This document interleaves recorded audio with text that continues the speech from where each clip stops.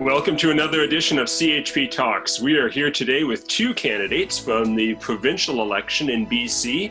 So CHP BC is in the middle of a provincial election, and we are here today with Kranz and with Dan Stuart, and we're going to be talking about their campaigns in the BC election. So why don't you introduce our guests for today?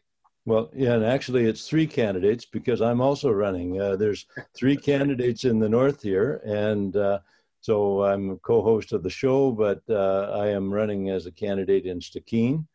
Dan Stuart is running as a candidate in the Chaco Lakes, and Kranz is running in the riding of Prince George-Mackenzie. So I'll just quickly introduce them. Dan, I've known for several years, and I know that he was quite disappointed in the last provincial election. He had no CHP candidate to vote for in his district. And he made up his mind then and there that there was going to be a candidate in the next election. And so that candidate is him. And he's been representing our platform of life, family, and freedom in the Chaco Lakes and letting people know he's there. And Kranz is a new candidate for us in Prince George-Mackenzie. And it's really been a pleasure to get to know you, Dee, over the phone and Zoom calls. We haven't met in person yet, but I look forward to that. And Dee was a registered nurse for 20 years in Prince George. Then she had a business for 15 years. And she and her husband raised three children. And so it's a real pleasure for Peter and me to have the both of you on the show today. Yes, it's so both of you are out there campaigning. And Dan, do you want to just begin and tell us a little bit about your campaign? Okay, well, it's been a real economy twister. I haven't spent much. That's a big truth. I've been to, I've had two Zoom meetings, forums, and one meeting in Fraser Lake. People there were awful nice. I even enjoyed some of the other contestants or candidates. Some of them, maybe not. I don't know. But anyway, I really feel that this campaign is so important to do with the world, okay? WHO and pandemic and everything else. And if we could do anything, then I hope that one or all of us can get into Victoria and make a sound for people and freedom and all of that stuff. It's just so important. Great. And Dee, what have you been able to do in your campaign? Certainly an unusual time to have a campaign. Hi, thanks for having me. Yes, it has been quite an adventure. We are a grassroots group here, and basically have had a fair amount of support from some of the people here in phoning, in the phone campaign, as well as from the national campaign in phoning. I have attended two forums, one in person and then one on a Zoom call. And then this morning I just had a radio interview, which I think really went well. And I was able to really express my sincere concern. My deepest concern is the loss of our democracy and the placing us under a dictatorship rule, and for a a supposed illness that was called a pandemic that never seems to have evolved into what it was supposed to be. And yet we are still under draconian measures of lockdown. And I think what people need to realize is if we lose our democracy, and we are essentially in a dictatorship, everything else is irrelevant. So this is the fight of our life. This is it, folks. We are in dangerous grounds. So as a nurse... Certainly, both of you have impressed on us, I think, the gravity of this campaign. Rod, do you want to weigh in on that too?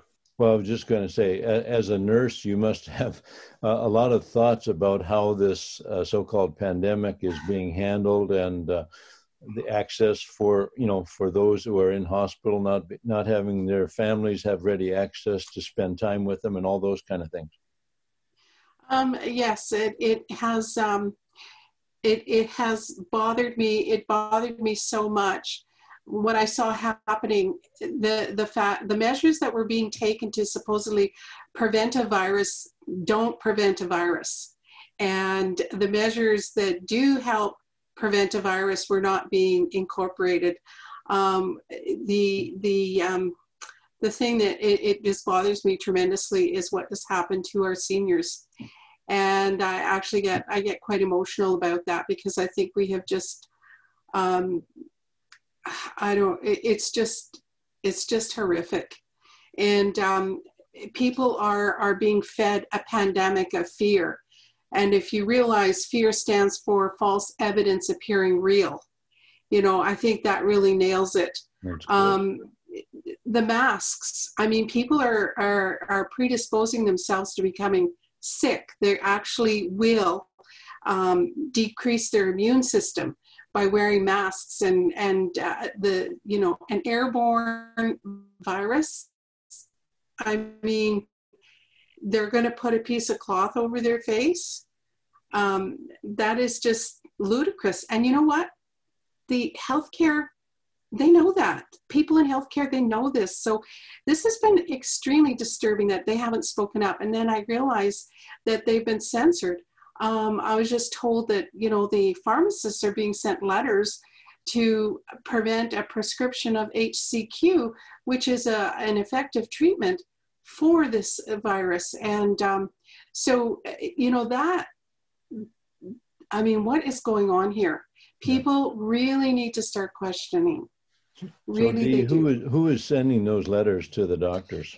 I wasn't told that, but I wasn't told. They just the pharmacist received a letter stating that if you prescribe HCQ for the COVID-19, that you will lose your license. Wow, that's terrible, because there are doctors around the world that are using it and having great success, saving lives. And so if our government is preventing people from receiving something that might help save at least some, if not all, that's a terrible crime. Actually, Dolores Cahill said that that is malfeasance, and that's a criminal offense. If you know of a treatment, and in fact, HCQ, I can remember when it was over the counter. You didn't even need a prescription for it. I mean, I don't want to say how old I am, but I mean, I've been around for a while, and this is a very safe drug. And so, healthcare professionals really need to start questioning. And Dolores Cahill said that, due to the Nuremberg trials, that, because you were ordered not to do something and you knew it was the wrong thing to do, doesn't buy you any kind of a pass on this. Right. Did you realize that the Bill Gates has now got a patent on his vaccination, and he's saying that it goes together with the new money scheme that they've got, cryptocurrency, and they will be able to turn off this injection. And I've seen dancing hydrogel. And it's actually injected into your body, and it can be manipulated with a computer, and he can turn you off or on with Microsoft. Wow. In other words, he can turn you off if you go into the store and you're not doing what you're supposed to do. He can turn it off, and you can't buy anything, you can't sell anything, and that brings us to Revelation 13. Yeah, and of course, some of those things that are out there, and many people are talking about them, some of them are quite difficult to prove, verify, because No, the you can go online. censorship in the media is Yeah, you can locking go down online and information. check What we out do know, 0606, a patent. It's there. It was made in July, I think, last year. And in March of this year, it was approved. It's international. So it's there. I mean, what we do know that even the major media are carrying is that the WHO, which was pushing for isolation for so long, now has turned around and said isolation and quarantine is not the way to solve this problem. So, you know, everybody went head over heels in their direction for months, and now they're saying, wait a minute, that's not the solution. So, you know, who said that who is right? They're losing too many Yeah. doctors. I think what's happened is that the WHO is now being sued by several international groups, and so they are backpedaling. And I think it should be brought to light that Rocco Galletti, who is a constitutional lawyer in Toronto, is also suing the federal government, and he's just announced that he is taking the case to sue the British Columbia provincial government for the erroneous lockdowns and fraudulent method or fraudulent information that they're giving to the public. And I think that we should really bring that up to the public because of the fact that mainstream media won't do that. Yeah. So Dee and Dan, what kind of response are you getting as you in your forums and interactions with voters? What are you hearing? In my case, complete silence. But hey, people are worried about their jobs. They're worried about their economy, and that's all good and fine. But with, like Dee mentioned before, if we lose our freedom, if we go to a communist system, that's all wash out, and we're finished with that. Right. You know. So, yeah. Silence as well. I think I had a few jaws drop at the forum where we were all together sitting in this empty room, 6 feet apart. And yeah, and they could take their masks off, but the minute they got up to move, they had to put the mask back on. And I have a medical exemption, so I don't wear a mask.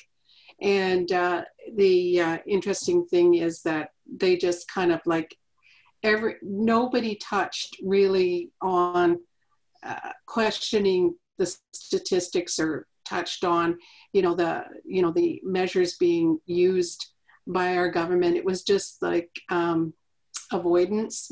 But if we don't talk about it, if we don't bring it to the forefront, bring out transparency, then, we will suffer the consequences. Our families, the future of our children and grandchildren will pay for that.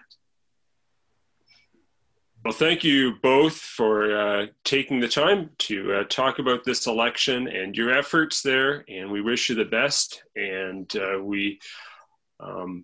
Rod, do you have anything that you wanted to say in closing as we wrap up? I'm really grateful for these candidates that have stepped forward. We have a connection in the north here from Prince George to Houston to Smithers and the Stikine riding where I'm running. And so we are well represented up here.